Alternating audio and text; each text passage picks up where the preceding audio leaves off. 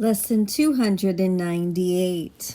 I love you, Father, and I love your Son.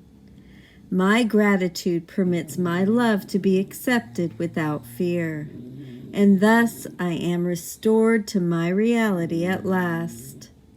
All that intruded on my holy sight forgiveness takes away, and I draw near the end of senseless journeys, mad careers, and artificial values.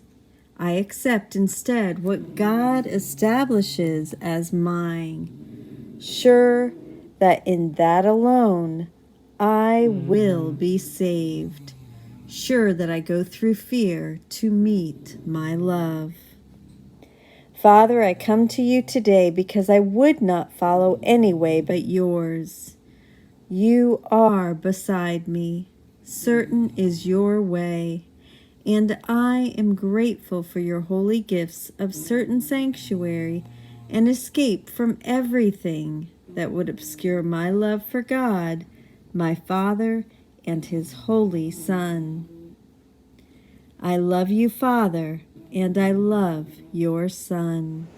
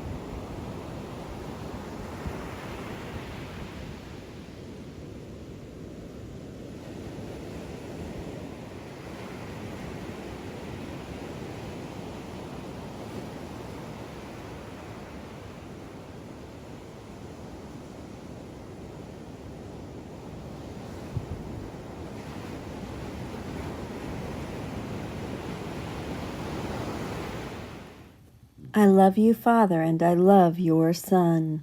This love is not based upon the principle of one or the other.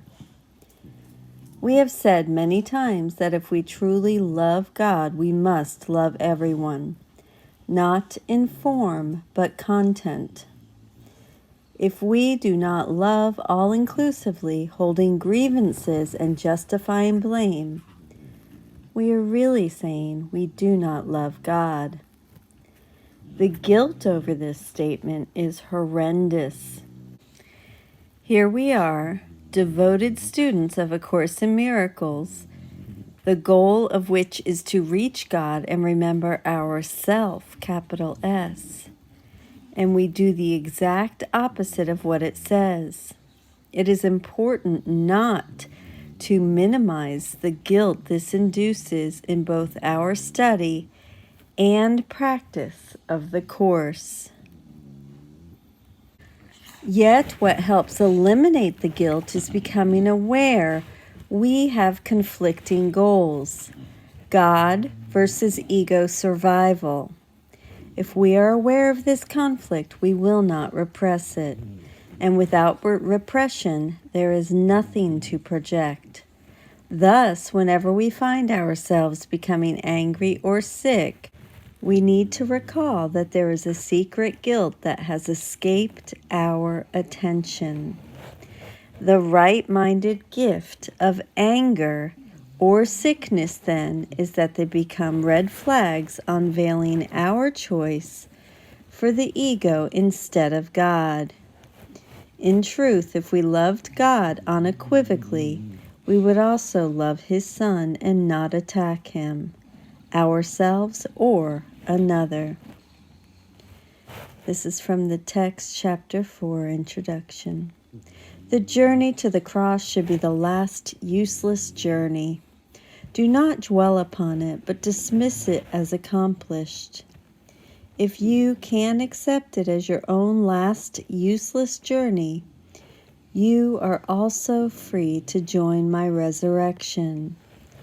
Do not make the pathetic error of clinging to the old rugged cross. This is not the gospel I intended to offer you.